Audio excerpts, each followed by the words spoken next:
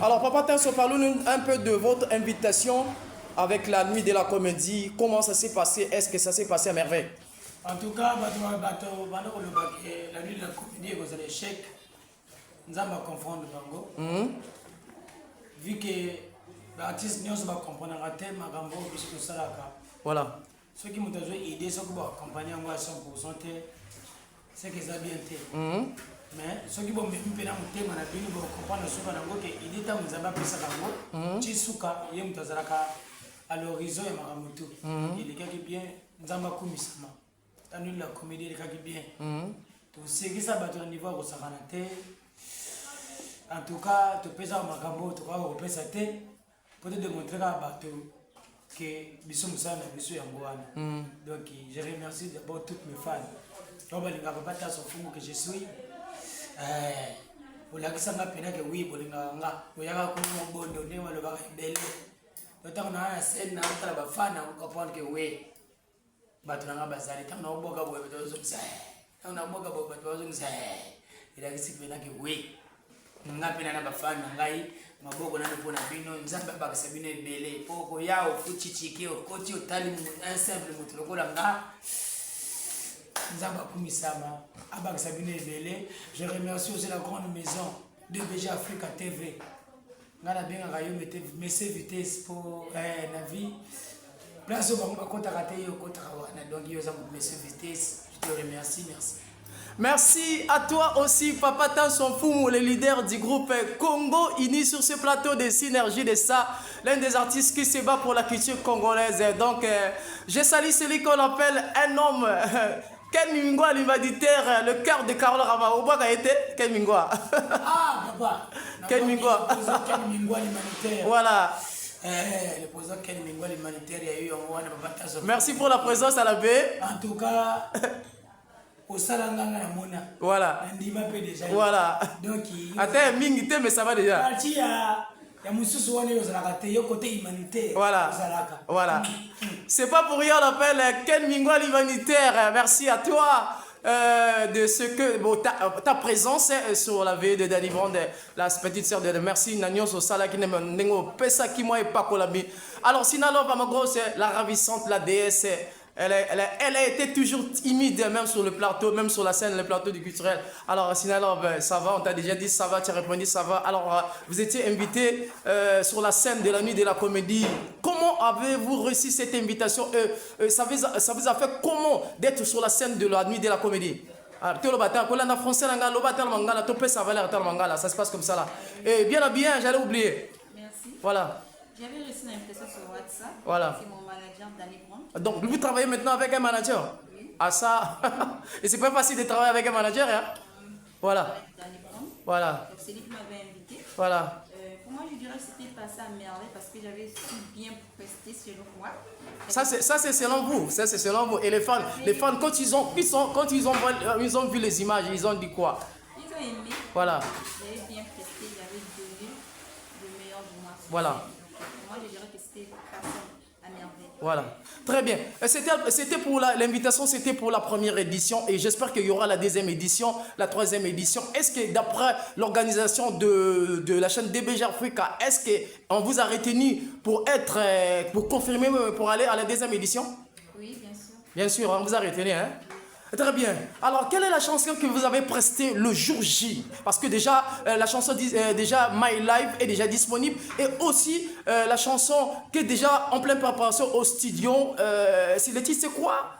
Chérie. Chérie est déjà bientôt disponible. Ça sera disponible quand? Ça sera disponible à la fin. Vers juin. Alors, un acapella de la chanson Chérie qui sera bientôt disponible juste pour faire plaisir à Ken Mingwa l'humanitaire, Ben Ezer Biango l'architecte.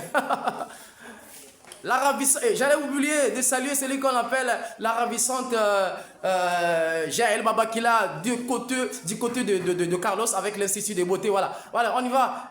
Un acapella, ça fera énormément plaisir à tous les téléspectateurs qui suivent cette émission.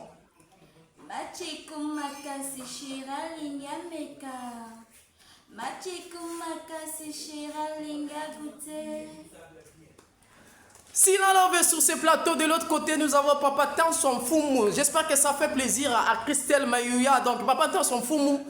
Alors, après l'événement, comme vous avez su le dire que non, l'événement, ça s'est passé à merveille après l'événement.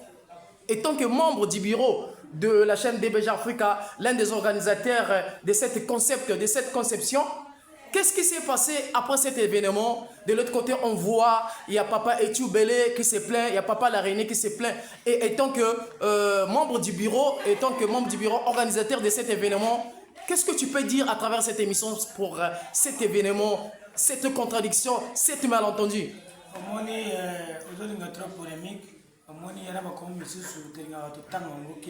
Voilà. Polémique. Artiste libre. Ceux qui accords les a respectés, ils ont le bilango. Voilà.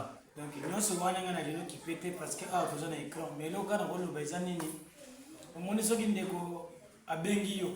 Le bin a eu que producteur a dit bosso, les a qui ndeko de Bengio. Ça veut dire que le nan producteur parce que ça qui ndeko Bengio. On y a un système qui ndeko. Parce que bino pétant ko benga ka bandeko, tu vas na kindeko. Oyo bosso la na kindeko, ça ma famille. Il faut bien comme ma famille et bimi banda et comme si comme ma mususu. Donc va bien na ndenge ya famille. Mieta mamone loko, obarako ngaba cheka ile minanga esimba te. Ntango esimi olingo diembela. Wana siko bien mutema mabe, ongola selo ko moko bo. Alors que ngana na ba tebele ke moni DBG Africa azali ndeko na biso a conseil je bon asa makambo oyo tango ya zaki acteur azali na posta sala makambo ko boy. Alobi kete na makoki na ngana ko kate tika na sala chaîne nanga ezala beaucoup suivi. En plus na benga bandeko na sala idée eza mutu na ba. C'est que ndeko benga ndeko bo wana na ndeko.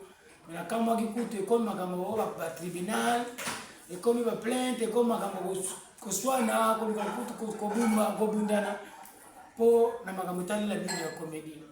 Ani la comédie ça idée oti na DBG Africa botika ngo amema na ndenge nzamba za inspiré. Boya ko itufete soko lingoza la te. Ani la comédie vu que c'est lui il est encore vivant, ça va aller de l'avant parce qu'il est déterminé, il est encore vivant. Mais makambo ko lobaka wa o ngana ko sala boye pona na étouffé et le nzamba étouffaka te. Donc yango na yiko le bino ezap na boy ko tanga bakomba ba pona za rapporte parole na bino te bo futaka ni yeye. On a le biga kana ba o baza concerné boye ba ka iloko oyo bozolinga bo étouffé c'est le makanisi ndinga la rango o éviter. Ezala batu mususu pe ba ya ko kuta film ya mutu moko boye songolo film pesi mapapa. Vu que la vitaki bango, la limite de la film est comme un bango. Est-ce que l'idée, les amis à binoé, les amis à binoté. Moi, je suis pas les bosso, les athées, pour les gens qui sont ayotés, ils ayotés. La nuit, la comédie, c'est Dani Bois. Il y a ceux qui ont colobi que dans les Katane. À Katane.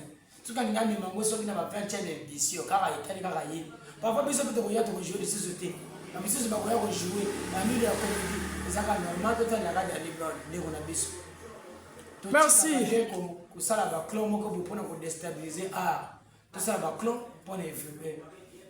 Donc faire booster arrêter échanger ma frontière et puis ça me bien. Pour polémique aux années là, ils ont faux polémique, ils ont bana tout ça là. Polémique faut qu'il y en a tout ça la boye, on a tout ça la boye tout là. Très bien. Papa Tanson Foumou. Alors, peux-tu expliquer aux yeux des téléspectateurs qui te suivent en direct de cette émission Synergie de ça, le contrat était comment avec les artistes qui devaient prester? Le contrat était comment étant que membre du bureau DBG Africa? Voilà, moi j'avais reçu l'invitation. L'invitation disait que... Malgré étant que membre, vous avez quand même reçu aussi l'invitation pour prester. Je suis un artiste. Voilà. Il faut me séparer avec DBG. Voilà. Je ne travaille pas dans le bureau de DBG. Voilà. Je suis produit par DBG. Voilà. Différence, on a fait ça. Voilà. Voilà. Voilà. Voilà. Donc ni yango wana biso to liaki journée wana bien donc il y a liaki bien. Très bien. Voilà. Si gonga na zombi si na boye. Le contrat était que artiste de tout temps royal force des a checker. Il y a bon espace, sali babage, sali bakade, sali mamutu. C'est l'homme force na ye. Si vous avez force de chika qui le nombre de chika qui est 1 milliard. Momo wana mo pesa la DBG exact yo bénéfice na ezati chiki. Et so seka ko longola masanga ya batu. Place wana ezalaki basalaki masango na prix abordable yo longoli ya masanga oyo chikali la sima wana itali kaka yo na équipe na soko za pena équipe te ovimbani okomi gonflé contre ezaki bo mais contre oyo kozala oteki tikete ovani na Palestine les jours oyeka ko poster ezaki bongo te boyepe azana ki cherche donc ba oyo ba comprendre ni bitu ba oyo yaka ki kuna ba oyo comprendre te ni ba oyo ba yaka ki te souci ya quoi. Très bien. On va faire un sondage dans le bateau. Pour biso peut-être ça dans la biso. Voilà. Tu tchaka ga chiki. Voilà. Tu chiki plus conso. Conso et que na mukolo elo espace yo ya likolo wana eze yo.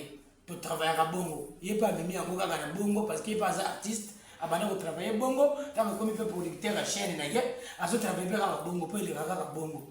Bongo ni bongo comme bongo à suivre. Mais pourquoi bon même ma style wana ya ticket parce que ba producteur et bazate ba sponsor bazate on ndengeni. Au moni biso na Congo tu as un problème moko, tu as ba donateur. Tu as ba auto benga ba président. Voilà. Mais ba producteur bazana ba moté. Voilà. Na ko lobate ke na le Congo tu bazate.